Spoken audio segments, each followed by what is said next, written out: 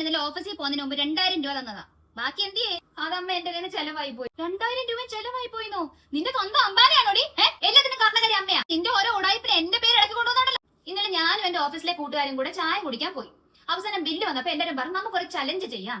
നമ്മൾ ഏറ്റവും കൂടുതൽ സൗന്ദര്യമുള്ള അമ്മ ആർക്കാണോ ഉള്ളത് അവർ വേണം ബില്ല് അടയ്ക്കാൻ. എനിക്കൊന്നും കേൾക്കണ്ട. നാളെ തന്നെ ആണ്ട് കിടക്കുന്നു. എന്റെ അമ്മയ്ക്കാണെന്ന് ഏറ്റവും കൂടുതൽ സൗന്ദര്യം. നാളെ എന്തോ എന്റെ അമ്മയ്ക്കാണ് ഏറ്റവും കൂടുതൽ സൗന്ദര്യം എന്ന്.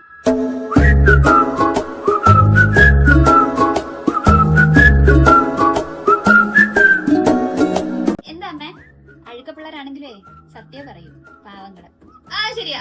ഞാൻ കോളേജിൽ പഠിക്കുമ്പോഴേ എല്ലാരും എന്നെ ശ്രീദേവി ശ്രീദേവി എന്നാ വിളിച്ചോണ്ടിരുന്നത്. മണിച്ചിത്രത്താഴിലെ ശ്രീദേവി. അതിലെ ശ്രീദേവി അല്ല, നടി ശ്രീദേവി. ശരിയാ ശരിയാ. നിനക്ക് പായസം വേണമെന്ന് പറഞ്ഞില്ലായിരുന്നോ? എല്ലാം അമ്മയുടെ ഇഷ്ടം പോലെ.